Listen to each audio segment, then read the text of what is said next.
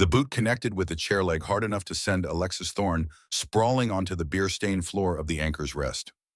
The bar went silent. Gunnery Sergeant Marcus Tank Brennan stood over her, 6'3" of muscle and arrogance, laughing. "Stay down, sweetheart. This is a place for real warriors, not little girls playing soldier." Lex wiped blood from her split lip, stood up slowly. Her voice came out calm, measured. "You should leave now, Gunnery Sergeant." Tank laughed harder. "Or what?" He had no idea who she was. No idea what he'd just done. No idea that in 3 hours this 22-year-old woman he'd just kicked would save his life and 12 others. The Anchor's Rest had stood 3 blocks from Naval Base Coronado for 42 years. The wood was scarred from decades of drunk sailors carving initials. The air thick with cigarette smoke that no amount of regulation could fully eliminate. And the jukebox still played the same Creedence Clearwater Revival songs it had played since 1982. It was not a place for tourists. It was not a place for officers who valued their careers. It was a place where enlisted men and women came to forget, to fight, to feel something other than the weight of service. Alexis Thorne sat in the back corner booth, the same booth her father had sat in 30 years ago when he'd come back from Desert Storm with shrapnel in his leg and nightmares he never talked about. She wore civilian clothes, that olive green t-shirt that fit close enough to show she was fit, those camouflage cargo pants that marked her as military even without a uniform. Her dark brown hair hung loose past her shoulders, still damp from the shower after her morning 5-mile run. Green eyes stared at nothing, at everything. At the glass of water in front of her that she hadn't touched in 20 minutes. She wasn't supposed to be here. She was supposed to be in Washington, D.C., sitting in a sterile Pentagon conference room while lawyers and admirals decided whether her career was over.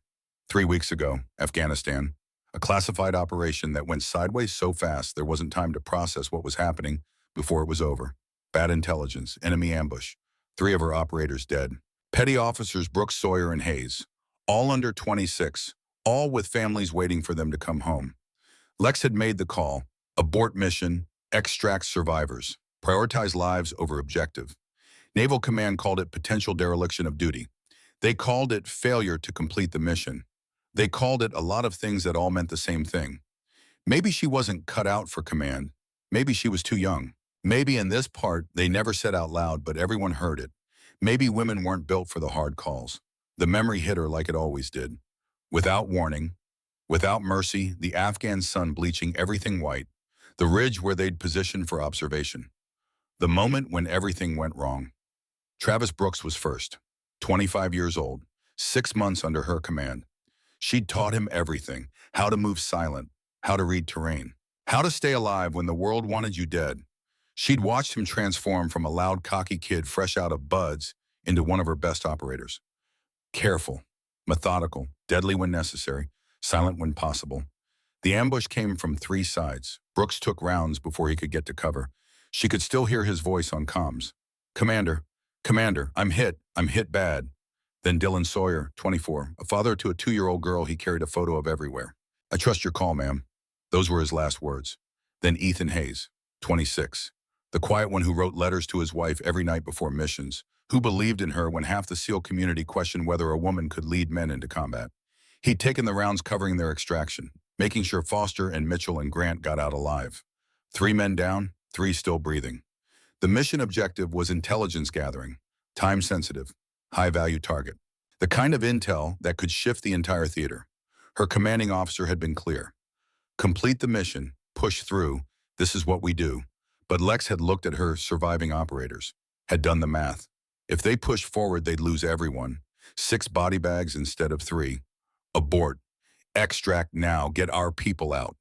The words had felt like betraying everything she'd been trained to do. But she'd said them anyway. They'd made it out. Foster, Mitchell, Grant. 3 men who got to go home to their families because she'd chosen them over the mission. But Brooks, Sawyer, and Hayes came home in flag-draped coffins. And Naval Command wanted to know if Lieutenant Commander Alexis Thorne had the spine for leadership, or if she'd hesitated because she was too soft, too emotional, too female. Lex blinked. The memory faded. She was back in the Anchor's Rest. 9:47 p.m. on a Tuesday in February. The investigation wasn't over. Her career hung by a thread, and she was sitting in a bar that smelled like her father's memories, drinking water and trying to figure out how to live with the weight of 3 flag-draped coffins. At the center of the bar, Gunnery Sergeant Marcus Brennan held court. Tank. Everyone called him Tank. And he wore the nickname like a medal. He was everything Lex's generation of operators were taught not to be. Loud, performative, more interested in the story than the mission. But he had 16 years in the Marine Corps, 3 combat deployments, and a chest full of ribbons that bought him credibility with the young Marines who circled him like planets around the sun. So there I am, Tank's voice carried across the bar. Fall 2006, Fallujah, 3 insurgents in a building and command is telling me to wait for air support. He paused for effect. The Marines around him leaned in. Wait for air support. I tell my LT, sir, with all due respect, by the time the Air Force stops polishing their jets, those tangos will be in the next province. Laughter. They always laughed. Tank had that gift. He could make combat sound like a football game, make killing sound like winning, make fear sound like something that happened to other people. So I stack my team. We breach and I personally drop all 3 tangos before they can blink. Cleared the building in 90 seconds. More laughter. Tank soaked it in, chest swelling. Came out and, you know what the LT says, gunnery sergeant? That was the most reckless thing I've ever seen. Tank grinned. Also well done. The Marines roared. Tank raised his beer like a champion. Lex watched from her corner. She'd heard variations of this story before. Every senior NCO had their war stories. Some of them were even true. But Tank's stories all had the same theme. Tank as the hero. Tank as the maverick who knew better than his officers. Tank as the warrior who won through aggression and volume. She'd served with men like Tank. Hell, she'd lost men because of men like Tank. Operators who thought tactics were for the cautious, who thought planning was for people who lacked courage, who confused volume with competence. Travis Brooks had been like that once. 23 years old, fresh from buds, thought he was bulletproof. Lex had spent 6 months teaching him that quiet competence kept you alive longer than loud bravado. By the time they deployed to Afghanistan, Brooks had become one of her best operators. Careful, methodical, deadly when necessary, silent when possible, and then bad intelligence in an enemy ambush made all that training irrelevant. Tank's eyes swept the room, collecting his tribute of attention. They landed on Lex's corner, on the stillness, on the woman who wasn't watching, wasn't laughing, wasn't participating in his performance. His smile tightened. It was a disruption, a challenge, someone not acknowledging his gravity. Tank pushed back from his table. The scrape of the chair silenced the bar. The young Marines exchanged glances. They recognized this shift, this change from storyteller to predator. Tank walked toward Lex's booth, each step deliberate, his boots heavy on the old wood floor. He stopped at her table, using his size to cast a shadow. Problem, sweetheart. The word sweetheart hung in the air like a slap. Not ma'am, not even hey, sweetheart. A dismissal wrapped in condescension. Lex looked up from her water glass, met his eyes. Hers were calm, flat, showing nothing he could use. No problem, gunnery sergeant. See, I think there is. Tank leaned forward, hands on her table. Proprietary, invasive. This is a warrior's bar. We're sharing stories, building brotherhood, and you're over here silent as a ghost. It's disrespectful. Lex's heart rate didn't change. Her breathing stayed steady. She'd been in worse situations than a drunk NCO with an ego problem. I'm listening, she said. Simple, factual. Listening isn't participating. Tank's patience was wearing thin. Her calm was a mirror, and he didn't like what he saw reflected. You want to be in a place like this, you need to earn your spot. Tell us your story. Where'd you serve? What did you do? He paused, then added with a sneer. Or are you just some dependopotamus waiting for her Marine boyfriend to finish his beer? The insult was designed to provoke. Lex didn't take the bait. I'm not waiting for anyone. Then what are you doing here? Drinking water, minding my business. I'd suggest you do the same. Tank's face darkened. This wasn't how this was supposed to go. Young women didn't dismiss him. They deferred. They apologized. They recognized his authority. Wrong answer. Tank straightened up. You know what I think? I think you're one of these diversity hires. Pentagon's pushing women into combat roles trying to prove some political point. You've probably got an admin job. Wear the uniform to feel special. Never seen a day of real combat in your life. Lex's jaw tightened. Just slightly. Just enough. You should walk away now, she said quietly. Or what? Tank's voice rose. Playing to his audience now. You going to call the manager, file a complaint? He looked around at his Marines, making sure they were watching. Good luck, sweetheart. Everyone in this bar knows me. No one knows you. Whatever you think happened here, it didn't. His hand shot out. Not a punch, not a grab, a push. Dismissive, contemptuous. The kind you use on furniture that's in your way. But Lex saw it coming. She read his weight shift, his shoulder telegraph, the micro-expression that preceded action. She could have blocked it, could have countered, could have put him on the floor before he finished the motion. In her mind, she saw 17 different ways to neutralize a man his size. 17 techniques drilled into her through years of training. 17 options that would end this in less than 3 seconds. She chose none of them, because this wasn't about winning a fight. With her career under investigation with Pentagon lawyers looking for any excuse to prove she was too aggressive, too emotional, too female, fighting back would give them ammunition. So she did something harder than fighting back. The push connected with her shoulder. Hard. Lex let herself go with the force. Didn't resist. Let the chair tip backward. She hit the floor. Her shoulder took the impact. Her head missed the table leg by inches. The bar went silent, absolutely silent. Lex lay on the beer-stained floor for 1 heartbeat. 2. Calculating. This wasn't about pride. This wasn't about proving she was tougher than Tank Brennan. This was about choosing her battles, about understanding that sometimes the hard call was walking away from a fight you could win. She stood up slowly, wiped her split lip. She'd bitten it when she hit the floor. Looked Tank directly in the eyes. "You should leave now, Gunnery Sergeant." Tank laughed. It was an ugly sound. A sound that had nothing to do with humor. Or what Lex didn't answer. Just held his gaze. Steady, unafraid, unbowed. The moment stretched. Tank's Marines watched. Uncertain. This wasn't going according to script. The woman was supposed to cry. To run. To prove she didn't belong. Instead, she stood there like a statue. Blood on her lip. Calm in her eyes. Like Tank Brennan was weather. Something that happened around her but never to her. Tank opened his mouth to escalate. And the bar's television cut to an emergency broadcast. Breaking news. Active shooter situation at Naval Training Facility Coronado. Multiple hostages reported. All military personnel in the area are ordered to report immediately. The footage showed police cars, barricades, chaos. The facility was 5 minutes away.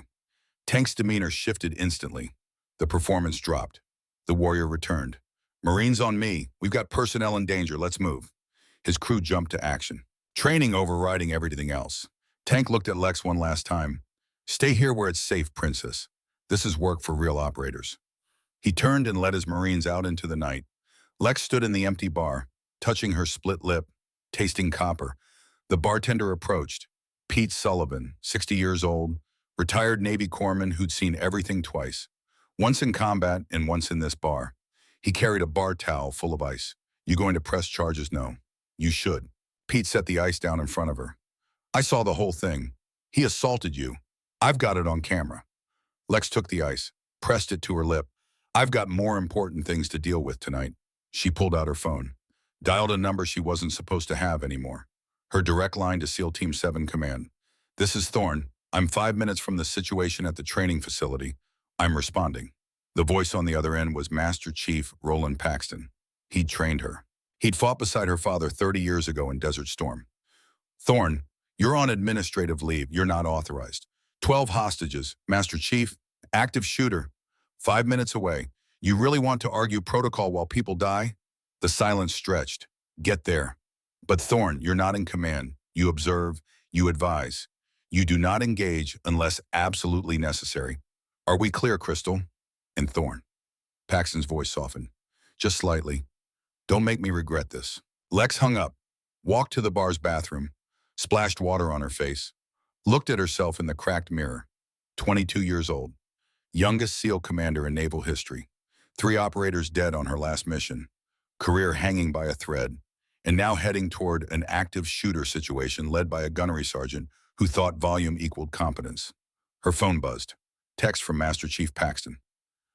"Your father called me after Afghanistan. Said if they drum you out over making the hard call, the Navy deserves what it gets. He's proud of you." "So am I. Now go save some lives." Lex pocketed her phone, headed for the door. Behind her, Pete called out, "Hey, you going to be okay?" Lex paused, looked back. "I'm a SEAL, not a victim. I'll be fine." "What about that gunnery sergeant? He's going to feel pretty stupid when he finds out who you are." Lex smiled for the first time that night. It wasn't a pleasant smile.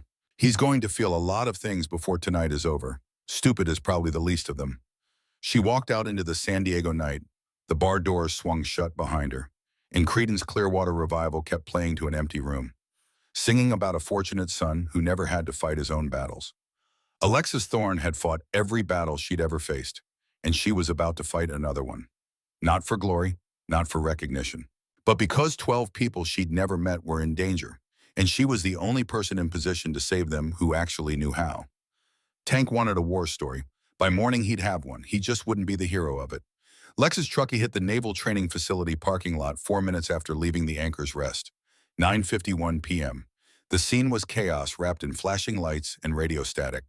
Police cruisers formed a hasty perimeter. Officers crouched behind vehicles with weapons drawn.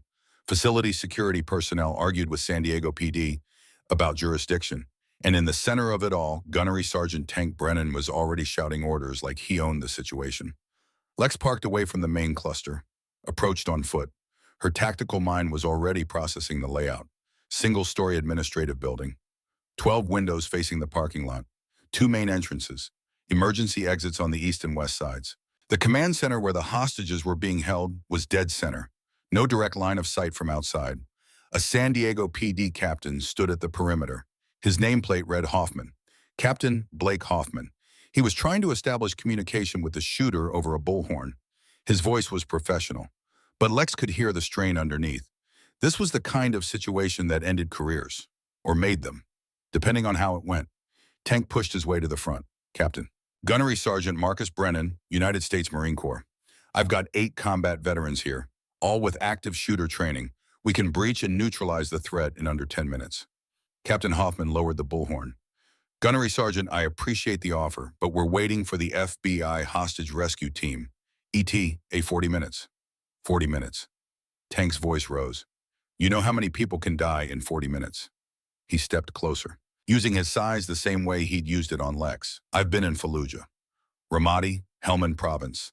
I know how to handle armed combatants in confined spaces. My team can end this now. Lex moved closer, close enough to hear the tactical radio chatter. The shooter had been identified as Derek Walsh, 34 years old, former Navy contractor, dishonorably discharged 3 months ago. He'd barricaded himself in the command center with 12 hostages, a mix of instructors and trainees. He was armed with an AR-15, and he'd already fired warning shots. His demands were incoherent, rambling about betrayal and justice. Captain Hoffman, Lex said quietly, stepping into the conversation. Tank whipped around, saw her. His face went from surprise to anger in a heartbeat. What the hell are you doing here? I told you to stay at the bar. You told me. Lex met his eyes. I didn't agree to it. She turned to Captain Hoffman, pulled out her military ID. Lieutenant Commander Alexis Thorne, Naval Special Warfare Command. I'm currently on administrative leave, but I'm trained in hostage rescue, and I'm familiar with this facility's layout. Hoffman studied her ID, looked at her age, looked at Tank. You two know each other? We've met, Lex said flatly. Tank laughed. Met lady you were face down on a bar floor 20 minutes ago. Now you're here playing tactical expert. He turned to Hoffman. Captain, don't waste your time. I'm the person telling you that your breach plan is going to get your Marines killed. Lex's voice stayed level, but there was steel underneath. The east entrance you're planning to use. It's a fatal funnel. The command center has direct line of sight. Walsh will see you coming from 50 feet away. He'll start shooting hostages before you reach the door. Tank's jaw clenched. And you know this how? You got X-ray vision. I know this because I taught a close quarters combat course here 6 months ago. I know every entrance, every corridor, every sight line. Lex pulled out her phone, brought up the facility blueprint she'd downloaded from the Naval database. See this, the command center has reinforced doors, limited entry points, and whoever's inside has tactical advantage on anyone trying to breach frontally. Captain Hoffman leaned in, studying the blueprint. What's your recommendation, Commander? Don't breach frontally. There's a maintenance access tunnel that runs under the facility, old HV, AC system from the 1980s. It's not on the modern security grid. Lex pointed to the blueprint. A small team could insert through the tunnel, position under the command center, and breach from an unexpected angle while you create a distraction at the east entrance. Tank shook his head violently. That's movie nonsense. Real combat isn't about sneaking around in tunnels. It's about overwhelming force and aggressive action. We hit them hard. We hit them fast. We don't give them time to think. We're not talking about enemy combatants in a war zone, Lex said. We're talking about 12 hostages and one shooter. Overwhelming force gets hostages killed, and your tunnel plan is based on what theory Tank stepped closer. Have you ever actually executed a hostage rescue? Lex met his eyes, 47 times. All successful. 0 hostage casualties. The number hung in the air. Tank stared at her. 47. You expect me to believe you're, what, 22 years old? 22 years old. 5 years active duty. 3 years with SEAL Team 7. Lex's voice didn't waver. Currently under investigation for tactical decisions made during a classified operation in Afghanistan 3 weeks ago. I've done this work, Gunnery Sergeant. I know what I'm talking about. Captain Hoffman's radio crackled. Captain, subject is on the PA system again. Making new demands, Walsh's voice came through, distorted but audible. You have 15 minutes to meet my demands or I start executing hostages. 1 every 5 minutes after that. I'm not bluffing. Tank turned to Hoffman. Captain, we're out of time. We need to move now. My plan works. I've executed similar ops in combat zones against enemy combatants who were armed and trained. Lex cut in. These are hostages, civilian instructors, 18-year-old trainees. They're terrified and they're going to panic when the shooting starts. You breach that door with guns blazing, you'll have hostages running into crossfire. Then they should stay down. Tank's patience snapped. Captain, I'm the senior combat veteran here. I have 16 years of experience. She's a kid with a theory. Who are you going to trust? Captain Hoffman looked between them. Lex could see the calculation happening. Tank had the rank, the experience, the confidence. Lex had youth, gender, and an investigation on her record. In any normal situation, the choice was obvious. But Hoffman had been a cop for 23 years. He'd learned to read people. And something in Lex's calm certainty spoke louder than Tank's volume. What's the timeline on your tunnel approach? Hoffman asked Lex. Insertion would take 8 to 10 minutes. Positioning another 3.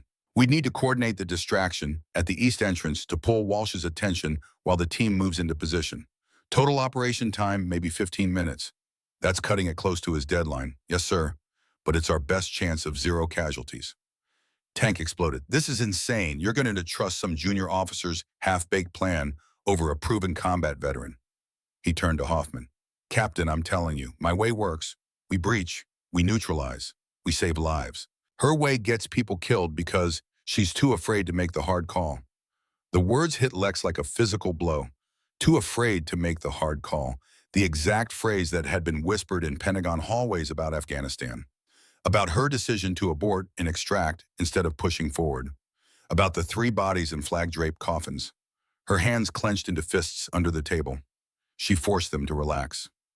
The hard call isn't always the loud one, Lex said quietly. Sometimes the hard call is restraint, precision, waiting for the right moment instead of forcing the wrong one. Restraint gets you killed in combat. We're not in combat. We're in a hostage situation on American soil with 12 innocent people's lives in the balance. Different rules, different tactics. Hoffman's radio crackled again. Captain, we've got movement. Shooter just fired another warning shot. He's getting agitated. Hoffman made his decision. Gunnery Sergeant, prep your team for the east entrance breach, but you hold position until I give the order. He turned to Lex. Commander Thorne, show me this maintenance tunnel. If it exists and it's viable, we go with your plan. If not, we go with the gunnery sergeants. He checked his watch. 5 minutes to assess. Both of you move. The screen fades to black. Text appears. In 3 hours, she was kicked to the floor of a bar. Now 12 lives hang in the balance. And the hardest decision of her career is just beginning. Lex led Captain Hoffman to the facility's east side away from the chaos of flashing lights and shouting officers. Her boots moved silent across the asphalt. Years of training making every step deliberate, economical. She'd been truthful about teaching here 6 months ago. She'd run a close-quarters battle course for SEAL candidates. Spent 3 weeks drilling them on room clearing, hostage scenarios, split-second decisions that meant the difference between everyone going home and someone going home in a box. She knew this building inside and out. The maintenance access was behind a locked gate marked authorized personnel only. The kind of gate that was supposed to keep people out, but really just kept honest people out. Lex pulled out her multi-tool, had the lock open in 15 seconds. Hoffman watched, raised an eyebrow. You always carry lockpicks. I carry tools that solve problems. Lex pocketed the tool. Lockpicks solve locked doors. The tunnel entrance was there. exactly where the blueprint showed it would be. Narrow, dark, but passable for someone Lex's size. Hoffman shined his flashlight down into the darkness. It's tight. My tactical team won't fit. They're all 200-pound guys in full gear. I'll fit. You're on administrative leave. I can't authorize you to captain. Lex's voice was firm, but not aggressive. With respect, we don't have time for authorization debates. That tunnel leads directly under the command center. I can insert position and breach from below while Gunnery Sergeant Brennan creates a distraction at the east entrance. Walsh's attention will be divided. That's when we move. Hoffman studied her, really looked at her for the first time. She was young. 22 years old with a split lip and blood on her shirt from being kicked to a bar floor less than an hour ago. But her eyes were steady. Her voice was calm. And everything about her body language said she'd done this before. You've really done this 47 times. Yes, sir. And you're currently under investigation because... Hoffman let the question hang. Because in Afghanistan, I chose to save my surviving operators instead of completing a mission that would have required sacrificing them. Naval Command is still deciding if that was leadership or cowardice. What do you call it? The only choice I could live with. Hoffman nodded slowly. Okay, but I want body camera footage. Everything you do down there gets recorded. And if this goes wrong, if it goes wrong, you can add it to my file in Washington. One more failure won't make much difference. She was already moving, checking her phone's flashlight, mentally mapping the tunnel route. Hoffman grabbed her arm. Commander, for what it's worth, choosing your people over the mission. That's not cowardice, that's leadership. And anyone who says different never had to make that choice. Lex's throat tightened. She nodded once. Thank you, sir. She descended into the tunnel before emotion could compromise focus. Above ground, Tank was positioning his Marines at the east entrance. 8 men, all combat veterans, all ready to breach on his command. Captain Hoffman approached him. Gunnery Sergeant, change of plans. Commander Thorne is inserting through the maintenance tunnel. You're going to create a distraction at this entrance to pull the shooter's attention while she positions for the breach. Tank's face went from angry to apoplectic. You're trusting our entire operation to a 22-year-old girl crawling through a tunnel, Captain. This is negligent. When this fails, and it will fail, those deaths are on you, noted.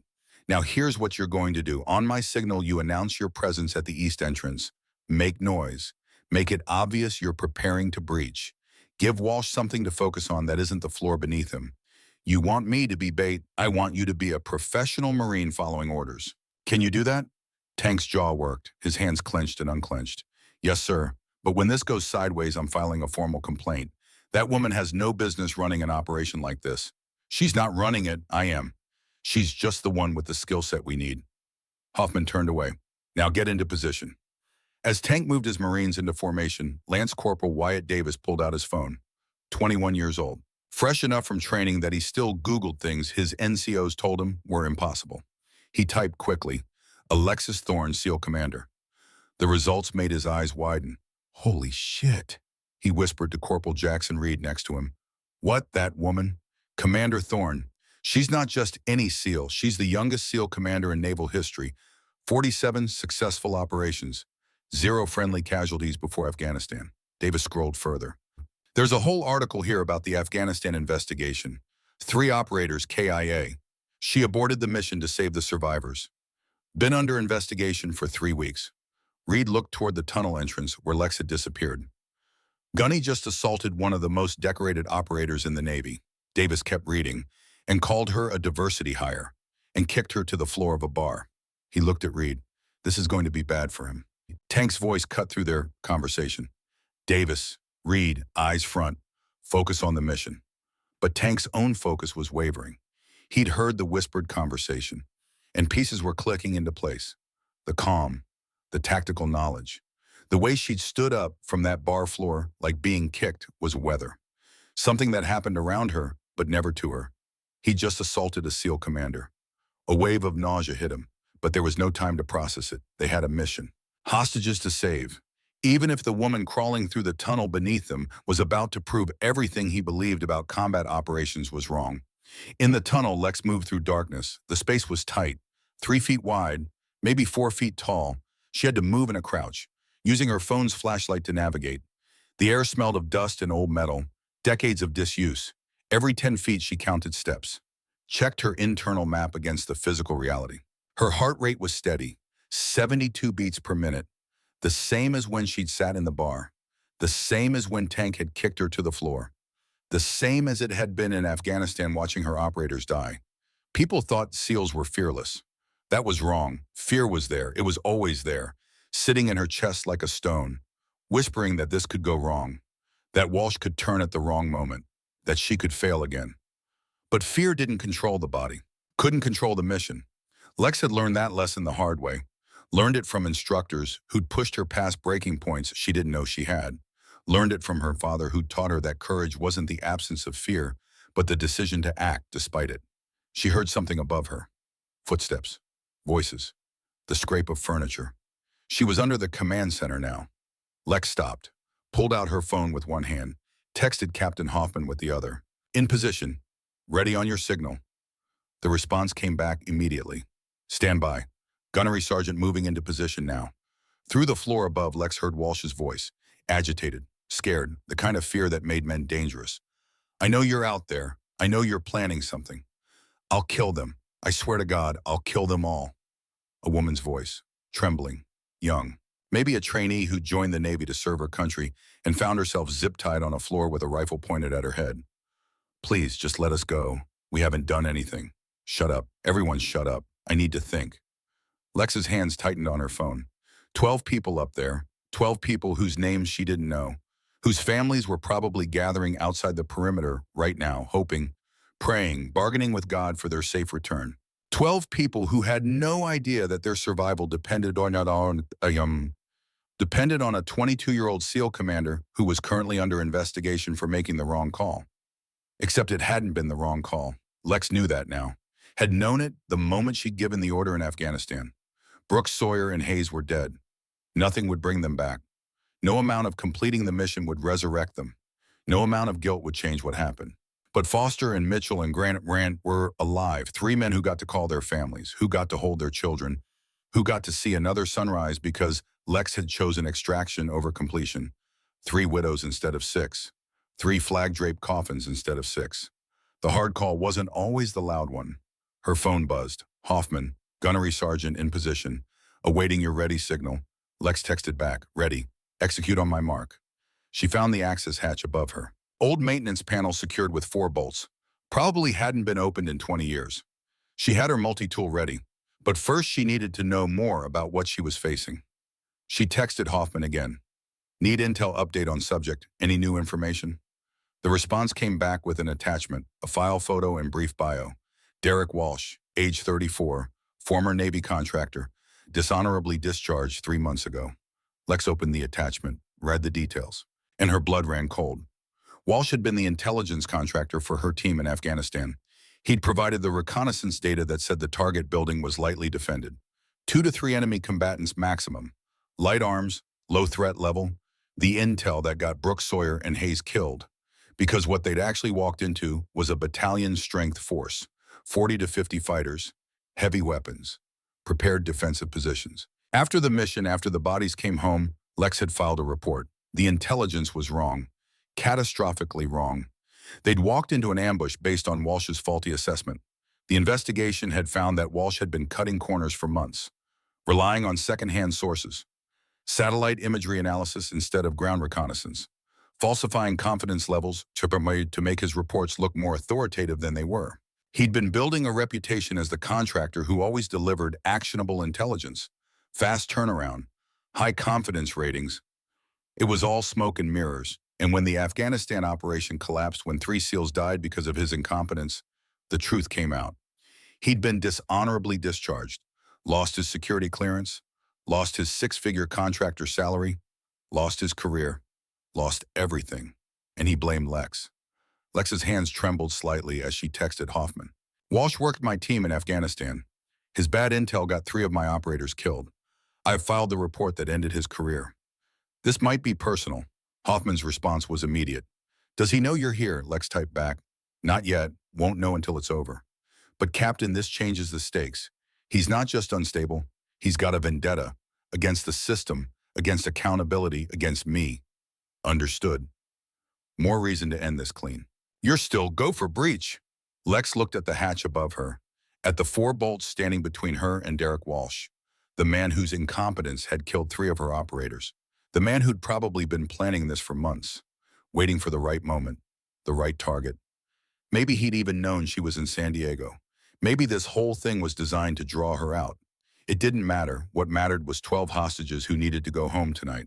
She texted Hoffman. Affirmative. Still go for breach. Above her, Tank's voice boomed through a bullhorn.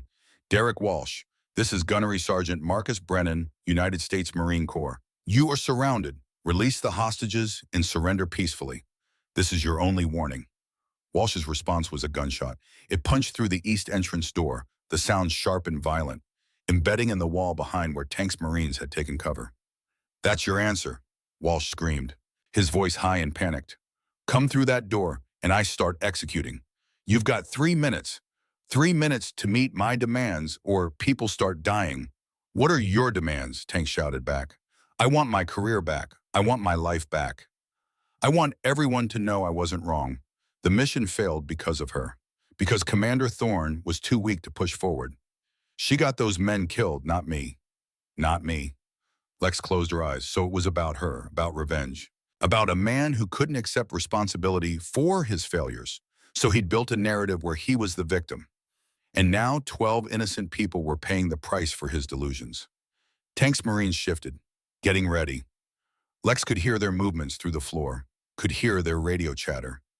Low voices coordinating positions, weapons checks, the professional calm of combat veterans preparing for violence.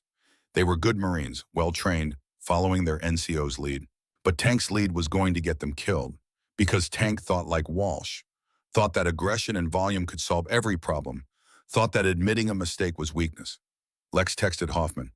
Gunnery Sergeant needs to hold position. Do not breach that door. Walsh is unstable and fixated. He'll start shooting the moment he sees movement. The response came back. He's not waiting. Says the shooter just escalated. We're out of time. Says he's breaching in 60 seconds with or without authorization. Lex's heart rate spiked. 90 beats per minute. 95. Tank was going to force the issue, was going to breach early, was going to turn this into exactly the kind of firefight Walsh wanted. The kind where hostages died and Walsh got to claim he was defending himself. The kind where Tank could play hero, where volume and aggression felt like competence. The kind that ended with body bags. Lex made a decision. The same kind of decision she'd made in Afghanistan. The kind that ended careers. The kind that came with consequences.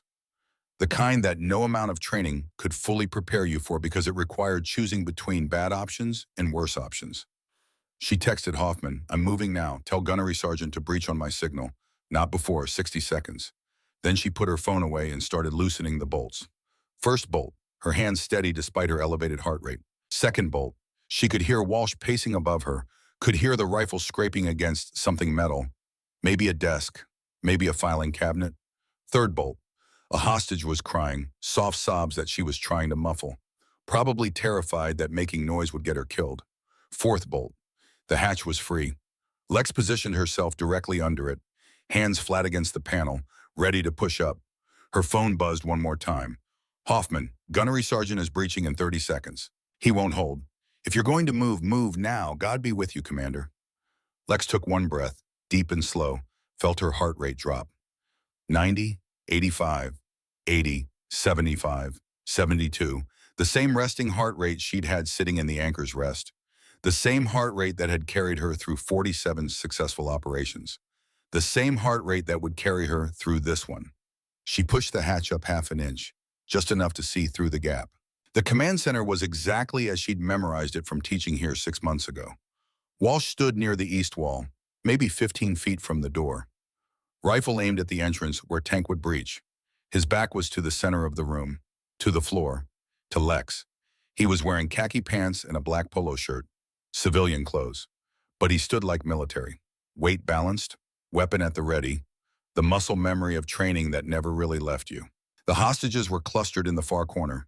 12 people, 8 men, 4 women, zip-tied hands, zip-tied ankles, some sitting, some lying down, all of them terrified. Ages ranged from maybe 19 to 60, instructors and trainees. The wrong place at the wrong time, caught in the crossfire of one man's inability to accept responsibility. None of them had seen the hatch open. All eyes were on Walsh, on the rifle, on the door where death would come from. Lex heard Tank counting down outside. 20 seconds. She calculated angles, distances, timing, threat assessment. Walsh was 20 feet away. The hostages were 30 feet. If she moved now, if Tank breached at the same moment, if Walsh turned at the sound, too many variables, too many points of failure. But the alternative was Tank's plan, and Tank's plan was a guaranteed bloodbath. 15 seconds. Lex pushed the hatch fully open, moved it slowly, silently. Years of training in making her body invisible, in moving through spaces without disturbing the air. 10 seconds. She pulled herself up through the floor, one smooth motion, hands flat on the tile, core engaged, pulling her weight up without sound. Her boots touched down on the floor. Walsh was still focused on the east door, still counting with Tank, still thinking the threat would come from where threats always came from the front, from the obvious approach, from the loud option. 5 seconds. Lex moved, not running, flowing, the way water flows downhill, the way wind moves through trees, inevitable, unstoppable, following the path of least resistance. She closed 15 feet in 3 seconds, completely silent. Walsh's peripheral vision caught nothing, his focus completely on the door. 3, 2, the east door exploded inward. Tank's voice. Go, go, go. Walsh's rifle swung toward the door, toward the Marines pouring through. His finger found the trigger. 1. Lex hit him from the side. Not a tackle, a controlled collision, using his own weight and momentum against him. Her shoulder drove into his ribs.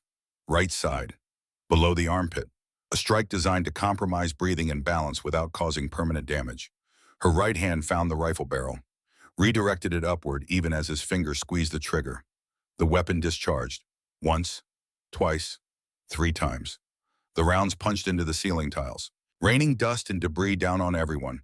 Hostages screamed, Marines shouted, the sound deafening in the enclosed space.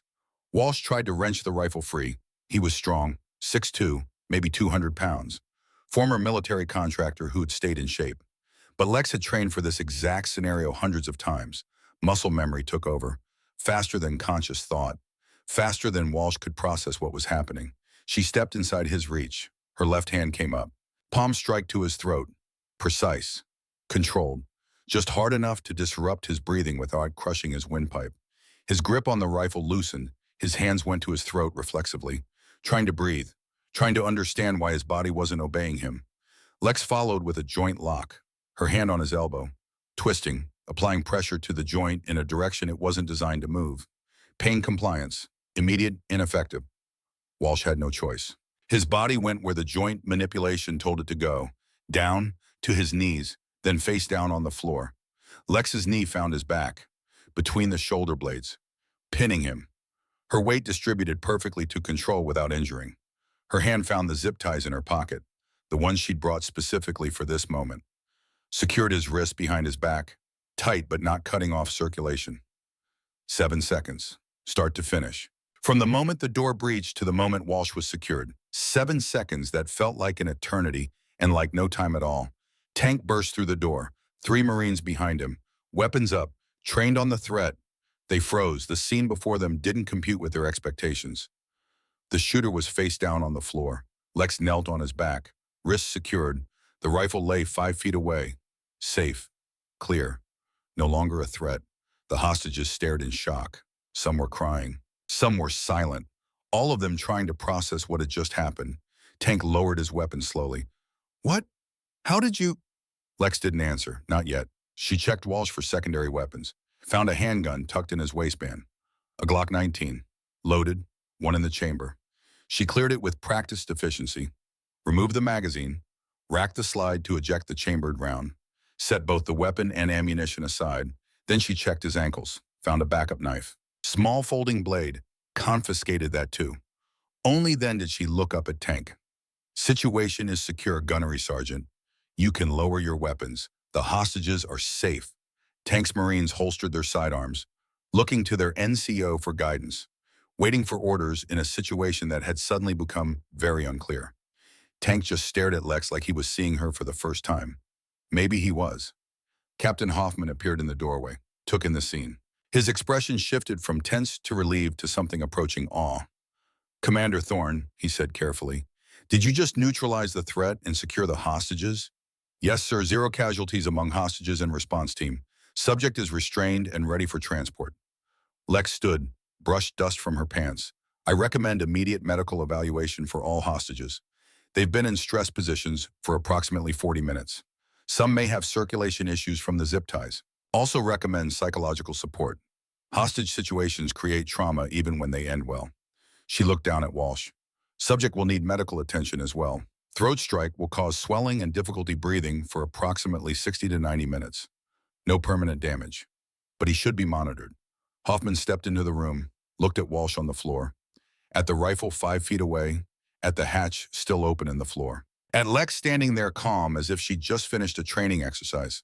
How long were you in position before you moved? Approximately 90 seconds, sir. And you waited until the gunnery sergeant breached because his breach created the distraction I needed. Walsh's attention was divided between the door and maintaining control of the hostages. That's when defensive positions are weakest, when the defender has to manage multiple threats simultaneously.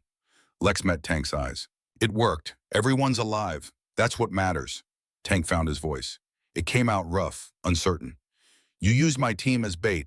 I used your breach as tactical advantage. Lex's voice stayed level. The same thing military operations have done for centuries. Create noise in one location, strike from another. It's called combined arms tactics. You learned it at basic training. She paused.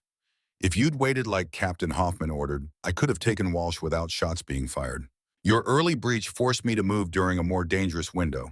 3 rounds discharged that didn't need to. One of those rounds came within 18 inches of hostage 7.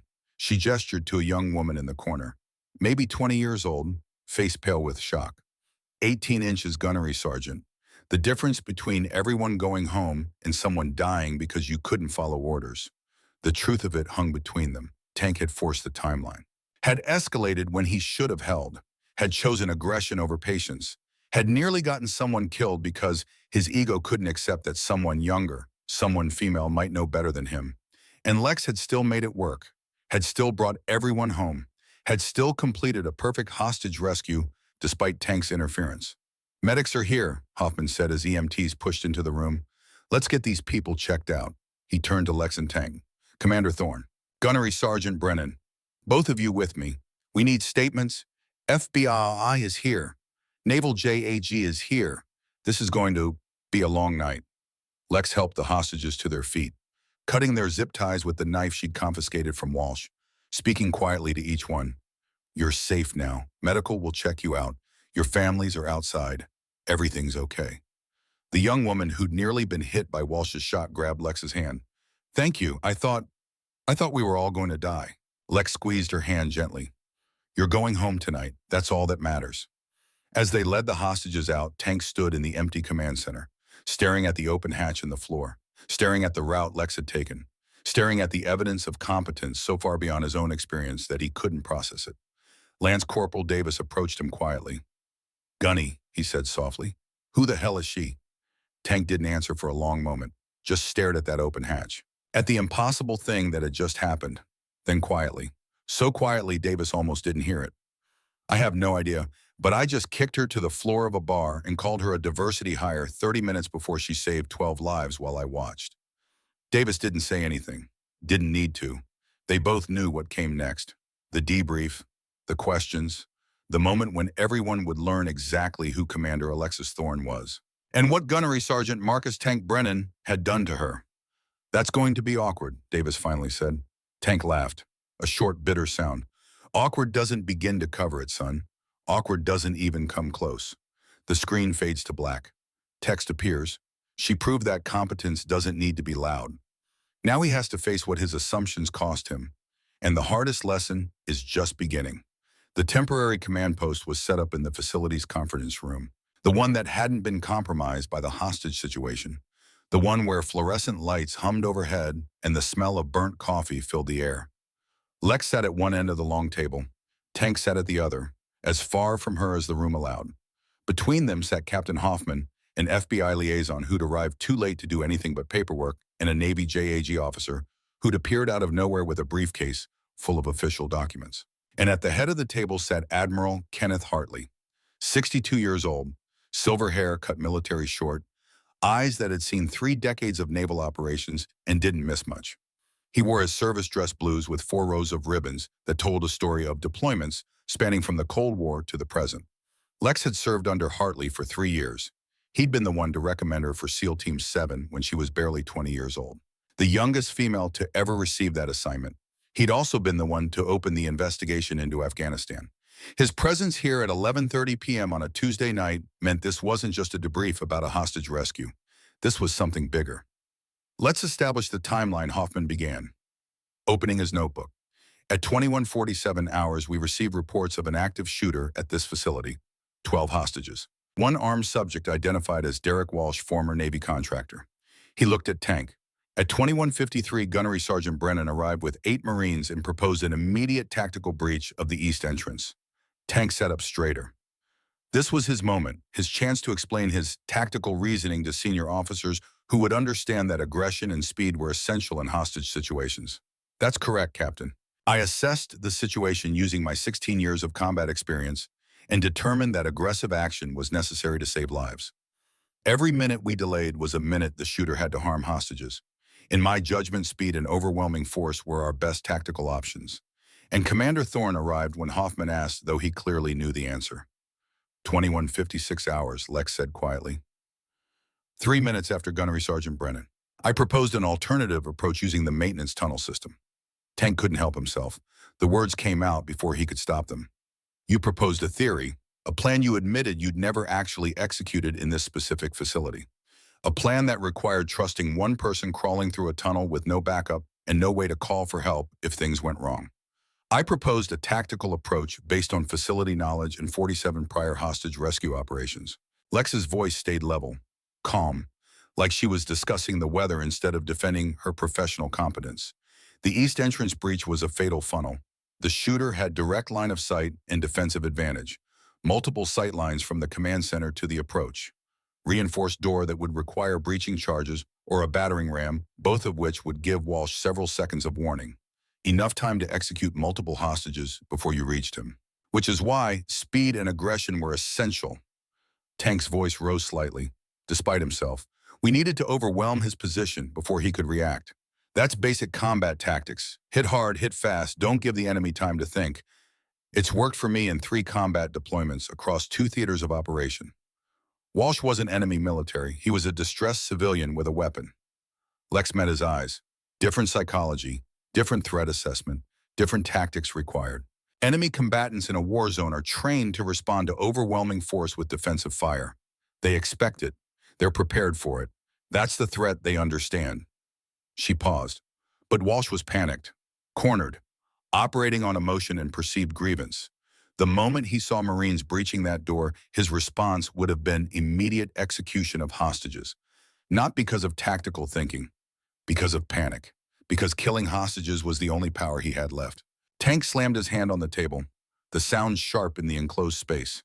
And your tunnel crawl could have gotten you killed. You went in alone, unarmed, with no backup, in a confined space where you couldn't maneuver. That's not tactical brilliance. That's recklessness dressed up as courage. The FBI liaison Special Agent Marcus Carr cleared his throat. He was 55, balding, wearing a suit that had seen better days. But his eyes were sharp, if I may. The body camera footage from Commander Thorne shows her approach was methodical and controlled. She positioned herself under the command center, waited for optimal timing, and neutralized the threat in approximately 7 seconds with 0 casualties. Carr pulled up the footage on the conference room monitor. Let's watch it together. The video played.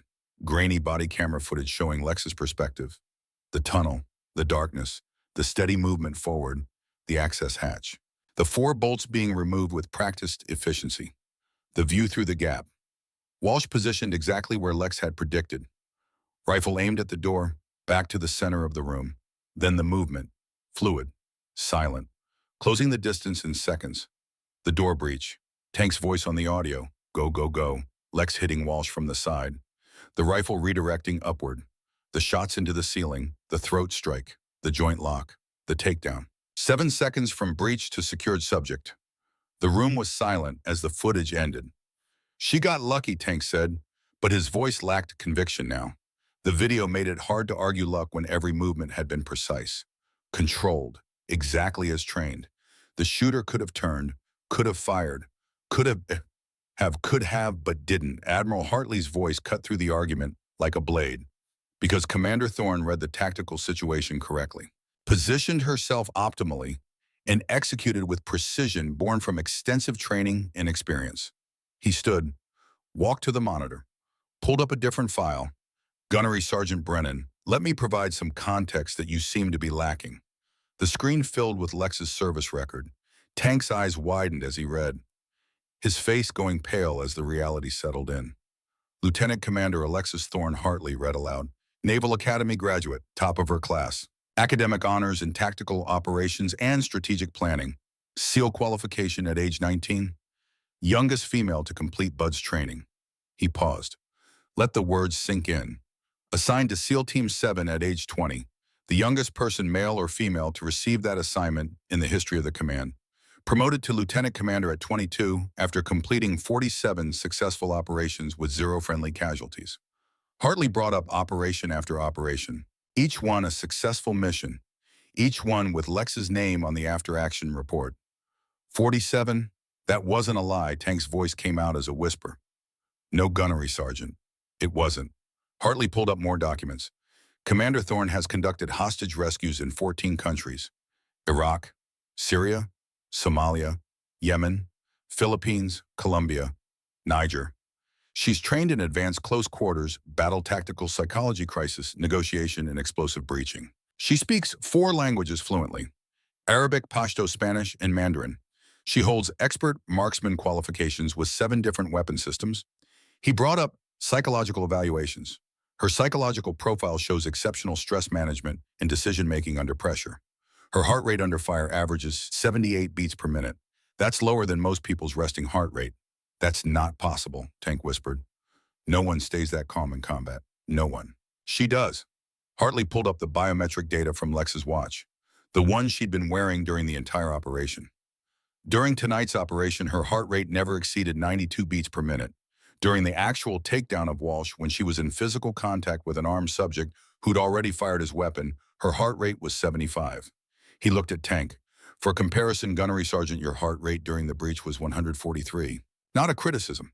That's normal for the adrenaline response in high-stress tactical situations. But it illustrates the difference between someone operating on emotion and training versus someone operating on pure training and experience. The room was silent. Hartley continued, his voice taking on a different tone, softer, but somehow more devastating. 3 weeks ago, Commander Thorne was leading a classified operation in Afghanistan. Her team was conducting intelligence gathering on a high-value target. They encountered an enemy ambush based on faulty intelligence. Images appeared on the screen. 3 men in uniform.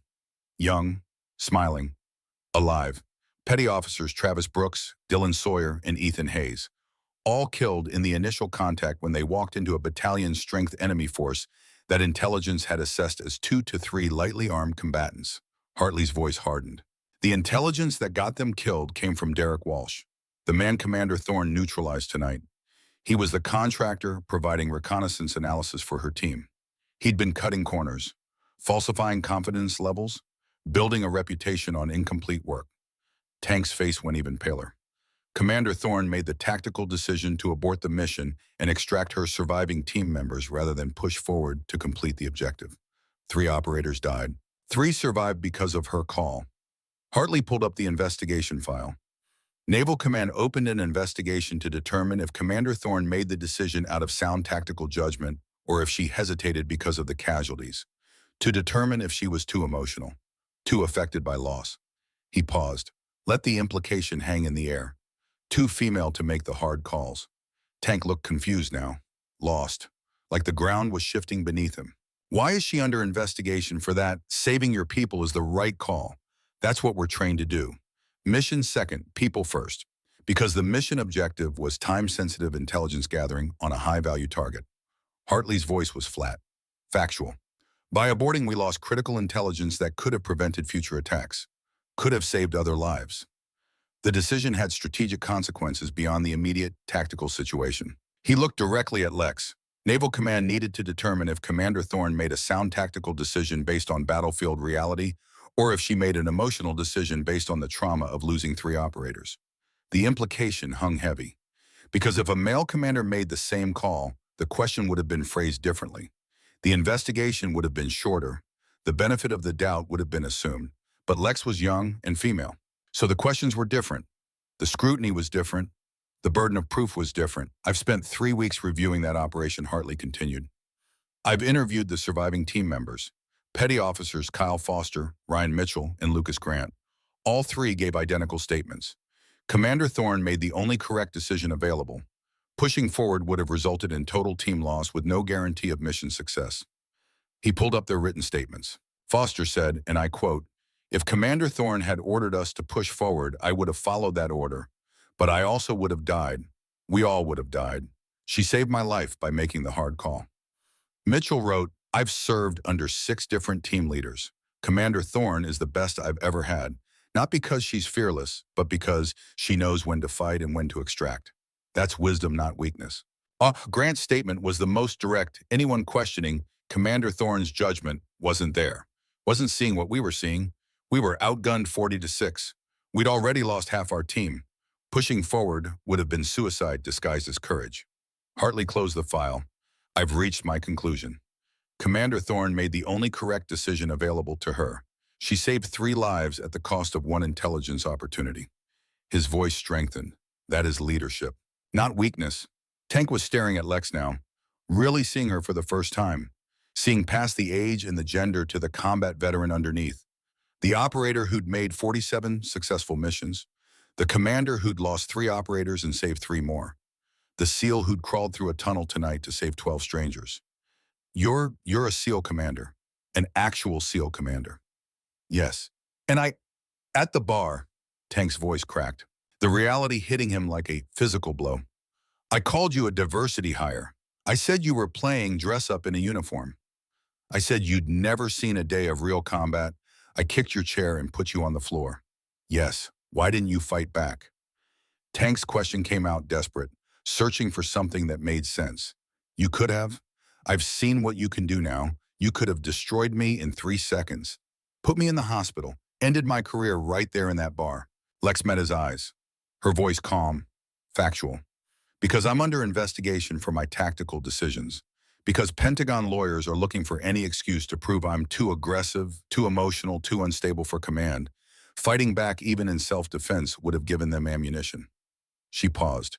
Because sometimes the hard call is walking away from a fight you could win. Because proving I was tougher than you wouldn't have changed your mind about women in combat. It would have just confirmed your belief that we're aggressive, emotional, unable to control ourselves. Tank put his head in his hands, the full weight of it crushing him. Oh God, I assaulted a SEAL commander in front of witnesses in a military bar. On camera, you did. Admiral Hartley confirmed, his voice carrying the weight of official judgment. Which brings us to the formal complaint portion of this meeting. Lex's head snapped up. Sir, I'm not filing a complaint. I don't want to. I know you're not commander, but others are. Hartley pulled out another file. This one thicker, more official. The bartender at the Anchor's Rest, Pete Sullivan, filed a formal complaint on your behalf. Retired Navy corpsman, served with your father in Desert Storm. He included security camera footage showing the entire incident. Additionally, 3 Marine Lance corporals who witnessed the assault have provided written statements. He looked at Tank. They all confirmed that Gunnery Sergeant Brennan physically assaulted you without provocation. That you were sitting quietly minding your own business when he approached your table, verbally harassed you, and then physically shoved you to the ground, causing visible injury. Tank looked like he might be sick. Admiral, there's no excuse. I was drinking. I was showing off for my Marines. You were a bully. Hartley's voice was flat, without mercy. You saw a young woman sitting alone. You assumed she was weak, and you used your size and rank to intimidate her. When intimidation didn't work, when she didn't react the way you expected, you escalated to physical violence. Yes, sir. That's exactly what I did. Wapau. The question hung in the air. Simple, direct, demanding truth. Tank was silent for a long moment, wrestling with something. Then quietly, because she didn't react the way people usually react to me. People laugh at my stories. They defer to my experience. They acknowledge my authority. She just sat there, calm, like I didn't matter, Like my 16 years of service and 3 combat deployments meant nothing. He looked at Lex. It made me angry, made me feel small. So I tried to make her smaller. So you kicked her. So I kicked her. Tank's voice was barely audible now. And I'm sorry. I know that's inadequate. I know sorry doesn't fix what I did, but I'm sorry. Lex nodded once, her face unreadable, accepted. That's not how this works, Commander. Hartley's voice was firm. Gunnery Sergeant Brennan committed assault. There are witnesses. There's video evidence. There are written statements. This goes forward regardless of whether you want to press charges. This is about maintaining good order and discipline in the United States military. Tank straightened up, some of his Marine pride returning. I understand, Admiral. I'll accept whatever punishment you deem appropriate. I won't fight it. I won't appeal it. What I did was wrong, and I'll take responsibility. Punishment is the easy part. Hartley interrupted. The harder question is whether you learned anything from tonight. Tank looked confused. Sir, tonight you encountered someone whose competence exceeded your own. Someone younger than you, lower rank than you, different gender than you.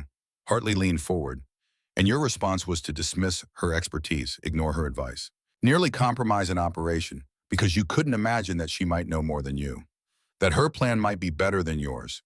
That quiet professionalism might be more effective than loud aggression. He paused. That's not just ego, Gunnery Sergeant. That's a fundamental failure of military professionalism. It's the kind of thinking that gets people killed. That creates toxic command climates. That drives good people out of service. Yes, sir, you're right. Tell me what you learned. Tank looked at Lex, really looked at her. Saw the split lip from where she'd bitten it when he kicked her to the floor. Saw the bruise forming on her shoulder. Saw the calm competence in her eyes that he'd mistaken for weakness. I learned that combat experience isn't the same as tactical expertise. That 16 years of doing something doesn't mean you're doing it right. I learned that volume doesn't equal competence. That the loudest voice in the room isn't always the wisest. He struggled for words, trying to articulate something he was only now beginning to understand. I learned that my assumptions about who belongs in combat roles were wrong. Dead wrong. That I've been teaching young Marines the wrong lessons. That I've been building them up to be like me when they should be learning to be like her. Tank's voice strengthened slightly. And I learned that Commander Thorne is a better operator than I'll ever be. Even though she's half my age and... He stopped himself, and female Lex finished for him. You can say it, Gunnery Sergeant.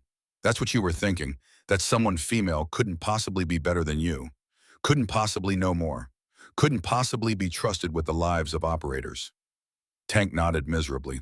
Yeah, that's what I was thinking. Admiral Hartley sat back in his chair, steepled his fingers, made his judgment. Here's what's going to happen. Gunnery Sergeant Marcus Brennan, you are hereby reassigned to Marine Corps Base Quantico as a training instructor. You will spend the next 18 months teaching basic combat skills to recruits. He paused. Let it sink in. No deployments, no field operations, no combat missions. You will learn how to train the next generation of Marines without the ego and assumptions that have been compromising your leadership. Tank nodded. Yes, sir. I accept. Additionally, you will be required to attend a 2-week course on unconscious bias and professional conduct. You will complete it successfully or you will face non-judicial punishment under the Uniform Code of Military Justice. Yes, sir. And Gunnery Sergeant. Hartley's voice dropped to a dangerous quiet. If I ever hear of you putting your hands on another service member without cause, you will face court-martial. You will be prosecuted to the fullest extent of military law. And I will personally ensure that you serve time in a military prison. Are we absolutely clear? Crystal clear, Admiral. Hartley turned to Lex, Commander Alexis Thorne. The investigation into your Afghanistan operation is hereby closed effective immediately.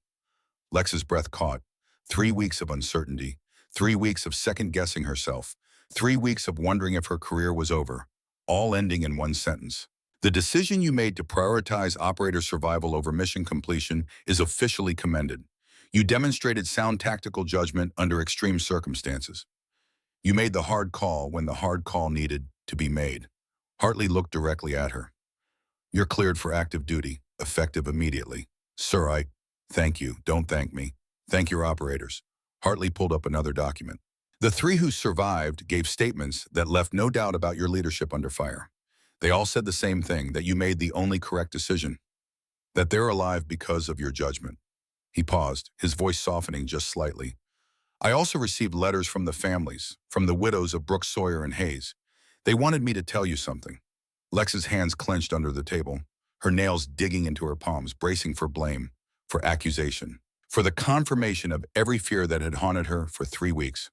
Jennifer Brooks wrote, Commander Thorne gave my husband 3 more years than he would have had under any other leader.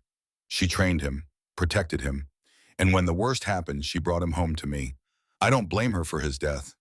I thank her for his life. Tears burned in Lex's eyes. She blinked them back, refused to let them fall. Not here, not now. Sarah Sawyer wrote something similar. And Michelle Hayes. They all said the same thing. They know what you did. They know you made an impossible choice. And they're grateful their husbands came home for burial instead of being left behind. Hartley's voice was gentle now. Commander, you need to stop carrying guilt that doesn't belong to you. Brooks, Sawyer, and Hayes died in combat following orders serving their country with honor. That's not your failure. That's war. They died on my watch, sir. They died in combat. Hartley leaned forward. You're 22 years old and you've already saved more lives than most operators save in entire careers. The 3 you lost don't diminish the 47 operations where everyone came home. They don't diminish the 12 hostages you saved tonight. And they won't diminish the hundreds more you'll save in the future. Special Agent Carr closed his laptop.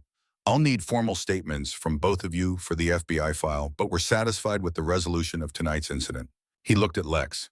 Commander Thorne, that was textbook hostage rescue. Excellent work. Thank you, sir. As the room began to clear as FBI and AG officers gathered their files and prepared to leave, Tank approached Lex one final time.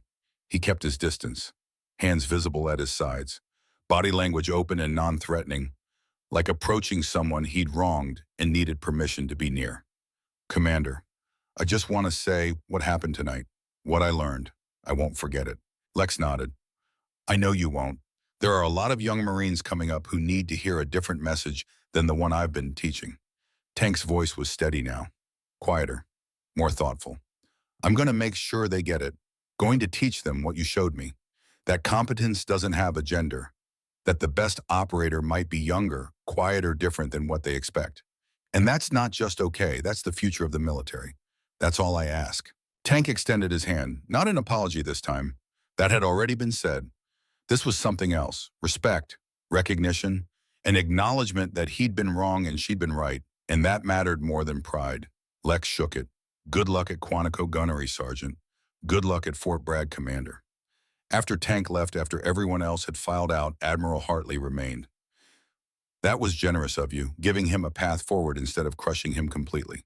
He's not a bad Marine, sir, just a Marine who built his identity on the wrong things, on volume instead of competence, on aggression instead of tactical thinking. He can change. Most people don't change, Commander. Most people don't get confronted with evidence that their entire worldview is wrong. He did. Whether he grows from it or not, that's up to him. But at least now he has the chance. Hartley pulled out one final document. I have a new assignment for you, if you want it. Lex's exhaustion hit her all at once. The adrenaline from the tunnel, from the takedown, from the debrief, all wearing off, leaving her drained. Sir, I just got cleared for active duty 30 minutes ago. Can we discuss assignments in the morning? This can't wait. Hartley handed her the file. Fort Bragg, North Carolina. Army Special Forces are running a new joint training program for Special Operations Forces across all branches. They need a SEAL liaison to teach advanced hostage rescue and tactical decision-making. 6-month rotation initially. Army, Navy, Marines, Air Force. You'd be training the next generation of operators. Lex opened the file, scanned the details. Sir, this is a teaching position. I'm a field operator. You're a field operator who just spent 3 weeks thinking her career was over because she made the right call. Hartley leaned back. Maybe it's time to pass that knowledge to others. Teach them that the right call isn't always the loud one, that bringing people home matters more than completing every mission, that tactical thinking beats tactical aggression. Lex thought about Tank, about his stories in the bar, about how those stories had shaped young Marines' understanding of what it meant to be a warrior, about how many operators were being trained by men who valued volume over precision. I'll do it, on one condition, name it. I want to develop a course specifically on tactical decision-making under pressure, for situations where the standard playbook doesn't apply, where operators have to choose between mission completion and operator safety, where the right answer isn't obvious and the consequences are severe. Hartley smiled. I was hoping you'd say that. Your father taught a similar course for 15 years, saved more lives through teaching than he ever did in the field. He stood. You start in 2 weeks. That gives you time to rest, visit your family, and develop the curriculum. And Commander, your father's old course materials are archived at Coronado. You might want to review them, see what worked for him, build on his legacy. My father's going to be insufferable about this. He's been trying to get me into teaching for years. Your father's a smart man. Master Chief Garrett Thorne taught half the SEAL community what they know. He understands that teaching isn't a step down from operations. It's a force multiplier. Lex stood. Thank you, Admiral, for believing me, for closing the investigation, for tonight. Commander, you've earned everything you have. Don't let anyone, including yourself, tell you otherwise. Hartley headed for the door, then paused. One more thing. That bartender who filed the complaint, Pete Sullivan, he wanted you to know your drinks are free at the Anchor's Rest for life, though he recommends you stop ordering water and try the beer. Lex laughed. Actually laughed, for the first time in 3 weeks. I'll consider it, sir. 6 months later, Lex stood in front of her first class at Fort Bragg. The room held 40 students, 37 men, 3 women, ages ranging from 23 to 38, all of them looking at their 22-year-old instructor with varying degrees of skepticism. Some had heard of her, the SEAL commander from the Afghanistan investigation, the woman who'd saved 12 hostages with a tunnel approach, the youngest female SEAL commander in history. Others had no idea. Just saw a young woman who looked barely old enough to be an officer, let alone teach combat veterans how to do their jobs. One student in the back row caught her eye. Older than the others, maybe 40, Army Special Forces insignia, Master Sergeant rank. He was staring at her with an expression she couldn't quite read. Not skepticism, something else, recognition, and something that looked like guilt. Lex didn't start with her credentials, didn't mention her age, her rank, her record. Just put a scenario on the screen. 6-person team, classified operation, bad intelligence, enemy ambush. 3 operators down in the first 30 seconds. You're the team leader. You have 2 choices. Push forward to complete the mission objective or abort and extract your surviving team. She looked at them. You have 10 seconds to decide. What do you do? The room erupted. Half the class said push forward, complete the mission, honor the fallen by achieving the objective, show strength, show commitment. That's what warriors do. The other half said extract, save who you can, live to fight another day. No mission is worth losing everyone. That's what leaders do. Lex let them argue for 5 minutes. Let them get heated. Let them defend their positions with passion and conviction. Then she stopped them. I'll tell you what I did. Afghanistan, 3 weeks ago. 3 operators dead. Petty officers Travis Brooks, Dylan Sawyer, and Ethan Hayes. 3 operators alive. Kyle Foster, Ryan Mitchell, and Lucas Grant. I chose extraction. I aborted the mission. The room went silent, and Naval Command opened an investigation to determine if I was a coward. She could see them processing, reevaluating, looking at her differently now. The investigation closed 2 weeks ago. I was cleared. Not because I was right. There is no right answer to an impossible choice. Both options have consequences. Both options have costs. Lex walked to the front of the room. I was cleared because I made a decision based on preserving operator lives over mission completion. And in the judgment of my superiors, that aligned with our values as a military. That we don't sacrifice people needlessly. That we make hard calls based on tactical reality, not on ego or fear of how we'll be perceived. A hand went up. Army Captain Nathaniel Burke, 32 years old, Ranger Tab, 2 deployments. The kind of officer who'd been around long enough to have opinions, but the mission intel was lost. We didn't get the objective. How do you justify that to the families of future casualties, to the people who might die because we didn't get that intelligence? I don't justify it. I accept it. Lex met his eyes. 3 families have their sons, brothers, fathers, because I chose people over mission. 3 other families buried their loved ones because I couldn't save them. Both things are true. Both things matter, and I live with both. Another hand, one of the female students, Army First Lieutenant Harper Quinn, 28 years old, infantry officer, one of the first women to serve in that role. The media coverage said anonymous Pentagon sources questioned your competence. Do you think gender played a role in that scrutiny? Lex met her eyes. saw the question beneath the question. The worry that every female officer carried, that they'd be judged by different standards, that mistakes would be magnified, that success would be minimized. Yes, absolutely. If I were a 22-year-old male SEAL commander who made the same call, the questions would have been different. Probably still questioned, but different tone, different assumptions. She paused. Gender adds a layer of scrutiny that male operators don't face. That's reality. That's what you'll face if you pursue command positions. Some people will never accept you regardless of your results. They'll always find a reason why you didn't earn it, don't deserve it, aren't qualified for it. How do you handle it? By being so competent, they can't dismiss you. By making decisions based on sound tactics, not on managing perception. By understanding that some people will never accept you and refusing to let that stop you from doing the work. Lex looked around the room. And by teaching the next generation that competence doesn't have a gender. That the best operator might not look like what you expect. And that's not just acceptable. That's the future. The older soldier in the back, the master sergeant, raised his hand. Commander, I have a question about your decision to extract. Go ahead. The man stood, his voice formal but strained.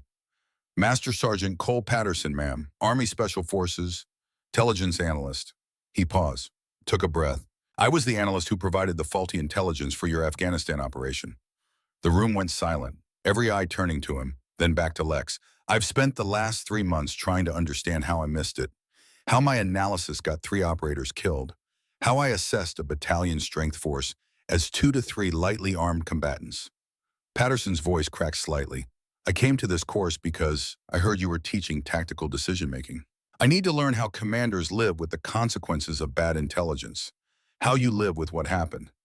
Lex looked at him, saw the same guilt in his eyes that she'd carried for weeks, the same weight, the same second-guessing.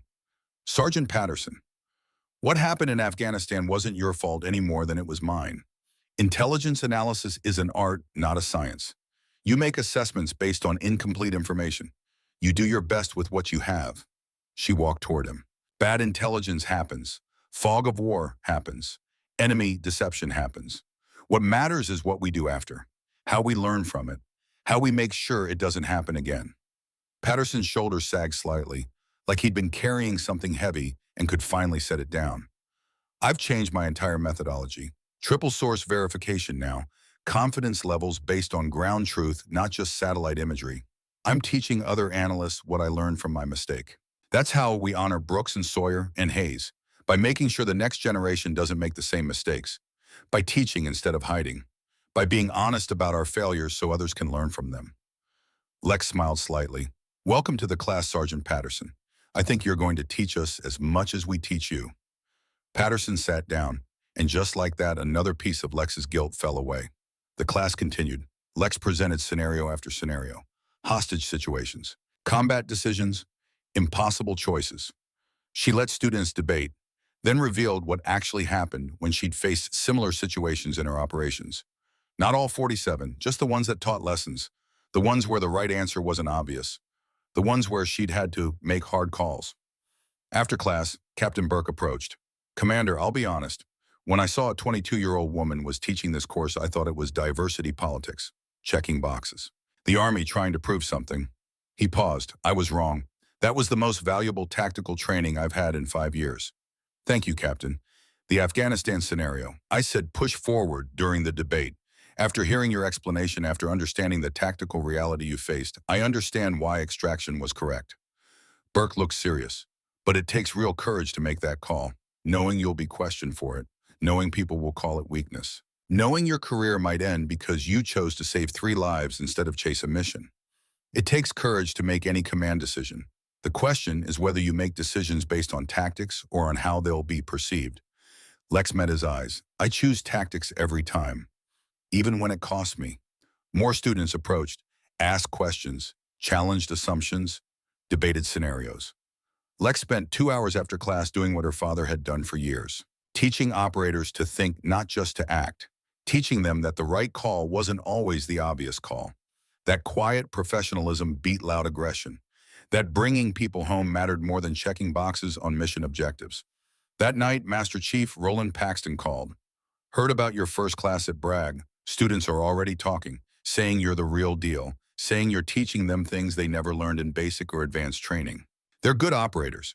They just needed permission to question conventional wisdom, to think instead of just react. That's what teaching is. Giving the next generation permission to be better than we were. Paxton paused. Your dad must be proud. He helped me develop the curriculum. Every scenario I use came from his experience or mine. It's his legacy as much as mine. Then he's passing the torch right. Paxton's voice changed, became more formal, which brings me to why I called. SEAL Team 7 needs a new assistant commander, executive officer position. Admiral Hartley wants to know if you're interested in coming back to operational leadership. Lex's heart jumped. Back to Team 7, back to operations, back to the field work she'd been trained for. The missions, the adrenaline, the sense of purpose that came from direct action. When would it start? 6 months after your teaching rotation ends. You'd be second in command under Commander Wilson. Real operations, real missions, the work you were born to do. Lex looked at her Fort Bragg course schedule. 12 weeks of classes, hundreds of students, thousands of lessons to teach. She thought about Lieutenant Quinn's eyes when she'd asked about gender and scrutiny, about Captain Burke admitting his assumptions were wrong, about Master Sergeant Patterson finally forgiving himself for an intelligence failure. Can I think about it? Paxton was silent for a moment, then carefully. You're actually considering turning down a Team 7 command position. I'm considering whether I do more good in the field or in the classroom. 3 months ago, the answer would have been obvious. Today, I'm not sure. Talk to your dad, talk to your mom, then call me back. Lex drove home that weekend, found her father in the garage working on his old motorcycle, the one he'd bought after retiring, the one that reminded him there was life beyond the military. Team 7 wants me back. Garrett Thorne didn't look up from the carburetor he was cleaning. I know. Paxton called me first. Wanted to make sure I'd support your decision either way. What do you think I should do? What do you want to do? I want to operate. I want to be in the field. I want to... Lex stopped, sat down on the workbench. But I keep thinking about Lieutenant Quinn, about how her eyes lit up when I said competence doesn't have a gender, about how she stayed after class for an hour asking how to handle male operators who question her authority. She paused.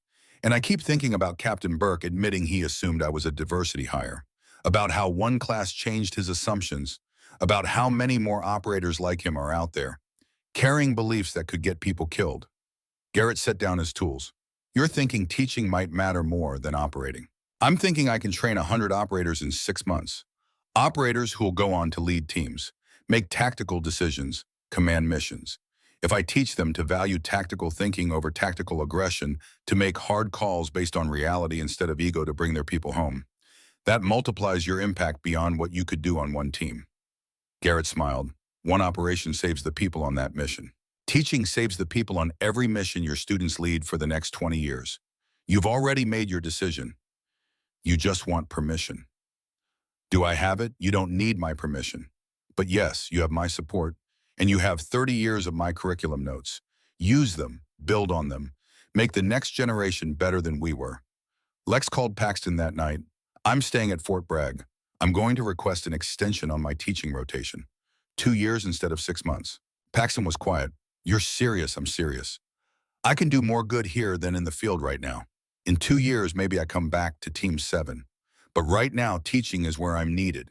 The Navy's going to fight you on this. Then they'll have to fight me. I'm not a public relations tool. I'm an operator who happens to be teaching, and I'm good at teaching. Let me do it, Admiral Hartley called the next day. I hear you want to extend your teaching assignment. Yes, sir. I also hear Team 7 offered you executive officer and you turned it down. Yes, sir. Explain. Sir, I've spent 5 years proving I can operate at the SEAL level. 47 successful missions. I've earned my trident, but I haven't proven I can teach the next generation to be better than my generation. That's the challenge I want now. The Navy needs operational SEAL commanders, not just teachers. The Navy needs both. Lex took a breath. Every operator I train at Fort Bragg goes back to their units with lessons about tactical thinking, about making hard calls, about bringing people home. That affects hundreds of operations I'll never see. That's a force multiplier beyond what I could achieve in one team. Garrett was silent for a long moment. Your father said the exact same thing in 1996 when I tried to pull him back to SEAL Team 3. He chose teaching. Best decision he ever made. Hundreds of operators alive today because Garrett Thorne taught their commanders how to make smart decisions. I want to do the same thing, sir. Approved. 2-year teaching extension. Hartley's voice was firm. But Commander, in 2 years, you're coming back to operations. The SEAL community needs leaders like you in the field, not just in classrooms. Yes, sir. 2 years. I'll be ready. 18 months into her teaching rotation, Lex received a package. No return address. Just her name and Fort Bragg address. She opened it carefully. Inside was a challenge coin. Custom made. One side showed the SEAL trident. The other side had an inscription. Lieutenant Commander Alexis Thorne. Teacher, leader, quiet professional. From the operators whose lives you'll save by teaching their commanders to be better. SEAL Team 7. Underneath the coin was a letter, signed by all 47 operators who'd served under Lex during her 5 years with Team 7. Commander Thorne, we heard you chose teaching over returning to Team 7. We understand. We've seen how you lead. Now others will too. Teach them what you taught us. That tactical thinking beats tactical aggression. That calm expertise saves lives. That bringing people home matters more than completing every mission. You saved our lives in operations. Now save the lives of operators we'll never meet by teaching their leaders what we learned from you. Fair winds and following seas. Your team. Lex put the letter in her desk drawer, next to the photo of Brooks, Sawyer, and Hayes, next to her SEAL trident, next to her father's old instructor manual from 1996. The next day, a new student enrolled in her course, Gunnery Sergeant Marcus Brennan, fresh from 18 months of teaching at Quantico, taking her advanced course as professional development.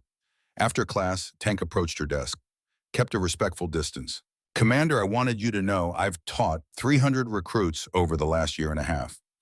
Every single one heard about you, about the tunnel rescue, about choosing teaching over command, about quiet professionalism mattering more than loud performance. How'd they respond? Half didn't believe it at first. Young female SEAL teaching combat tactics had to be politics, had to be the military checking diversity boxes. Tank paused. But then I showed them the footage. Showed them you taking down Walsh in 7 seconds. Showed them your record. And I told them what you taught me, saying that my assumptions almost got people killed. That competence doesn't care about my opinions. That the best operator might not be who I expect. Did it change them? Some of them. Maybe half. But that's half who go into the fleet with different assumptions. Half who won't dismiss female operators. Half who might actually listen when a quiet voice offers a better tactical option. Tank met her eyes. That's because of you.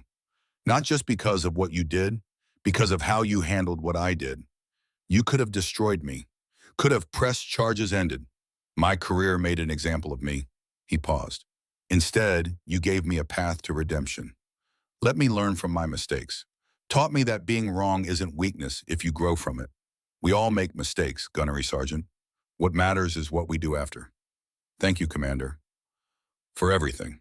2 years later, Lex stood in front of her final class at Fort Bragg. The room was packed, standing room only. Students from 2 years of classes had come to hear her final lecture. This is my last class here. In 2 weeks, I'm returning to SEAL Team 7 as executive officer. Going back to operations, she looked out at hundreds of faces. Operators she'd taught, lives she'd influenced, assumptions she'd challenged. But before I go, I want to tell you what I've learned from teaching you. Lex pulled up photos, the Anchor's rest bar, the 12 hostages safe, Brooks, Sawyer, and Hayes. 2 years ago, a Marine gunnery sergeant kicked me to the floor of a bar. He did it because I was young, female, quiet, because I didn't fit his idea of what a warrior looked like. 4 hours later, I saved his life and the lives of 12 hostages. She paused. He learned that his assumptions were wrong. More importantly, he learned that competence comes in unexpected forms. And now he's teaching recruits what I taught him. And those recruits will teach others. And someday someone will be alive because a chain of teaching started with me proving that quiet professionalism beats loud performance. Lex closed her laptop. What I'm giving you today is permission. Permission to be quiet professionals in a loud world. Permission to value tactical thinking over tactical aggression. Permission to make hard calls even when they cost you. Permission to teach the next generation instead of hoarding knowledge. Permission to be competent without apology. She looked at them. Class dismissed. Go save lives. Teach others to save lives. Make me proud. The room erupted in applause. Standing ovation. 2 years of students showing respect, not because she'd demanded it, but because she'd earned it. After everyone left, Lex found her father waiting outside. Ready to go back to Team 7, ready to use what I learned here. Ready to lead operators who value tactical thinking because I taught their instructors. Ready to make hard calls without fear of judgment. That's my girl. Change the culture. Now go operate within the system you improved. Lex returned to SEAL Team 7 2 weeks later. The Afghanistan operation launched 48 hours after that. Same area, same target, different intelligence, different approach. Perfect execution, perfect tactics, perfect results. Everyone came home. 3 months after that operation, Lex received a letter. The return address was Cedar Rapids, Iowa. She opened it carefully. Commander Thorne, I'm writing to thank you again. Last week, I received a letter from a young Marine, Lance Corporal Wyatt Davis. He said he was there the night you saved those hostages. He said he watched you operate. And he said that because of what he learned from you and from Gunnery Sergeant Brennan, he made a decision last month in Syria that saved 3 lives. He wrote, I thought about Commander Thorne, about how she stayed calm when everyone else wanted to rush, about how the right call isn't always the loud one. So I waited. And because I waited, everyone came home. Jennifer Brooks continued, my husband died because of bad intelligence in an impossible situation. But the lessons you taught him, the lessons you're teaching others, those live on. Travis would be so proud of what you're doing, teaching the next generation to value lives over missions, to bring people home. Thank you for honoring his memory by making sure other families don't lose what I lost. Sincerely, Jennifer Brooks. Lex folded the letter, put it in her desk drawer next to the challenge coin. Outside her office window at Coronado, the sun was setting over the Pacific, the same sun that had set over Afghanistan. Over every battlefield where quiet professionals had operated, the mission continued. The teaching endured, and somewhere a young Marine was making the right call because someone had taught him that competence didn't need to be loud. It just needed to be right.